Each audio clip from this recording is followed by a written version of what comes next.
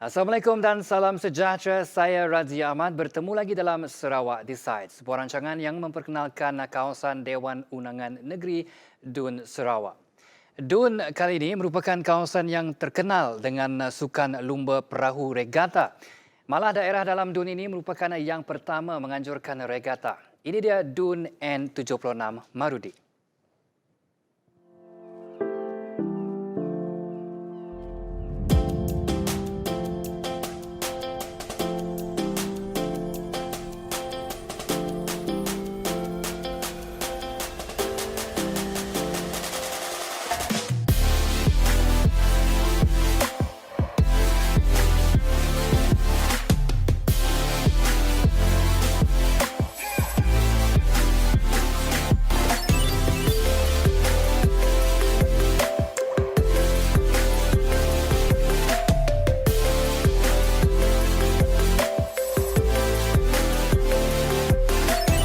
Sedikit trivia mengenai daerah Marudi ini sendiri ialah ia merupakan daerah kedua terbesar di Sarawak, juga antara pekan tertua di negeri Sarawak.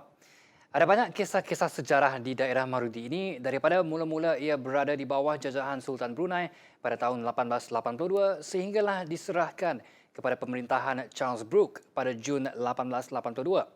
Kenapa saya bercakap mengenai sejarah ini? Ialah kerana legasi yang ditinggalkan oleh pemerintah ini telah menjadi tarikan istimewa di kawasan Marudi. Contohnya, legasi pemerintahan Charles Brooke dapat kita lihat pada kubu yang dibinanya iaitu kubu Hose yang kini dijadikan sebagai tempat tarikan pengunjung yang datang ke kawasan Marudi. Manakala pilihan 11 yang lepas pula menyaksikan pertembungan tiga penjuru di antara penguang anak manggil mewakili Barisan Nasional, Louis Jalong, calon bebas dan juga Elia Bid mewakili Parti Keadilan Rakyat dan kemenangan berpihak kepada penguang anak manggil dengan undi sebanyak 5,493.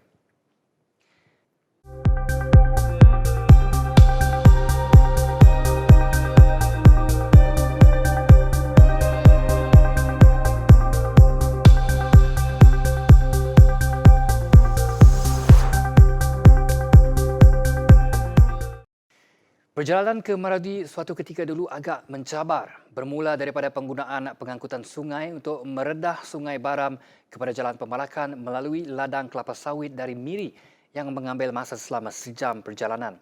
Tetapi kini Jalan Miri Marudi telah diturap untuk keselesaan dan kemudahan penduduk selain menyingkatkan perjalanan mereka. Selain Jalan Miri Marudi ini, projek jalan lain yang telah dilaksanakan di kawasan ini ialah jalan menghubungkan Melinau dan Mulu, jalan dari Long Panai ke Long Lama, jalan Lapuk ke Long Tisam dan jalan dari Hilir Tinjan ke Hilir Baram.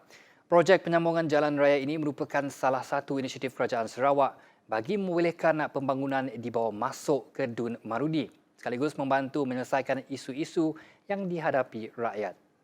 Dan saya itu antara isu yang sentiasa membelenggu penduduk di Marudi, terutamanya untuk penduduk yang jauh dari Pekan Marudi ialah isu bekalan air bersih yang tidak mencukupi. Dan penduduk yang tinggal di rumah panjang biasanya akan menggunakan bekalan air hujan yang ditadas sendiri.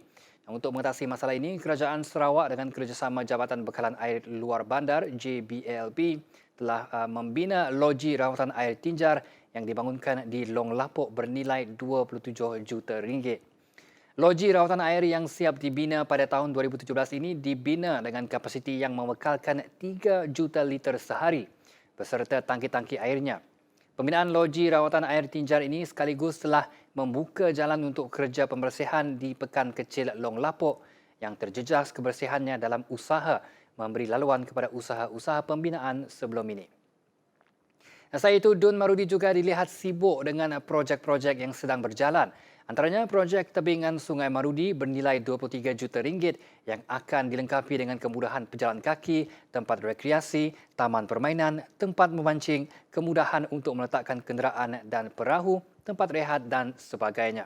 Projek ini juga melibatkan usaha menaik taraf laluan di kedua-dua stesen minyak di kawasan tersebut, pejabat KDRM sepanjang 300 meter dan pembaikan dataran Marudi seluas 7.6 ekar. Pembinaan tebingan sungai ini bakal merubah wajah Pekan Marudi sekaligus meningkatkan aktiviti ekonomi dan pendapatan penduduk di Dun Marudi.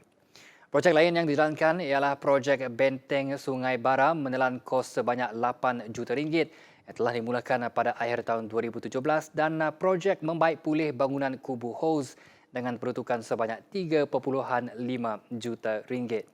Bagi projek program transformasi luar bandar RTP pula, sebanyak 153 projek telah dilaksanakan di Dun Marudi yang merangkumi projek membaik pulih rumah penduduk di kampung-kampung, membina Dewan Serbaguna, menyediakan bekalan air terawat, menaik taraf rumah-rumah ibadat dan juga menaik taraf sekolah yang daif. Seterusnya, antara tarikan yang sangat popular di kawasan Marudi iaitu ikan tapah. Ikan tapah ini sangat mudah didapati di Marudi terutama ketika banjir surut kerana ikan tapah ini atau lebih dikenali sebagai ikan nyaruk akan timbul di permukaan air. Berat ikan tapah boleh mencecah sehingga 20 kg dan ini memberi keuntungan yang lumayan kepada para nelayan.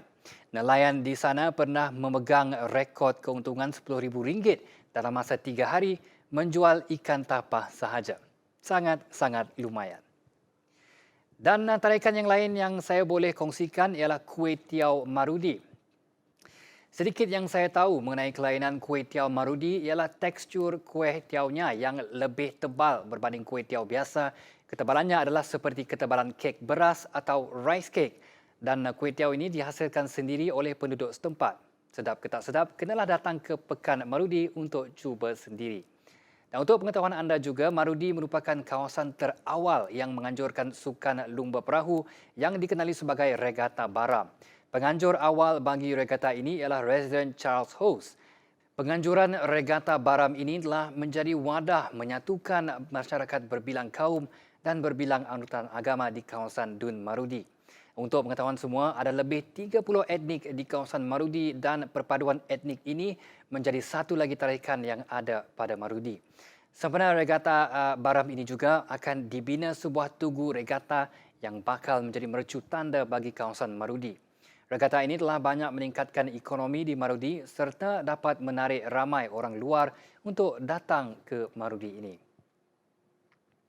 Baiklah, ini sahaja mengenai Dun N76 Marudi yang dapat kami kongsikan kepada anda. Saya Ranzi Ahmad untuk Sarawak Decides. Hai, terima kasih kerana menonton Sarawak Decides. Jangan lupa untuk tekan butang subscribe di bawah ini dan juga klik video di sebelah sini untuk mendapatkan perkembangan terkini berhubung pilihan raya negeri ke-12 di Sarawak.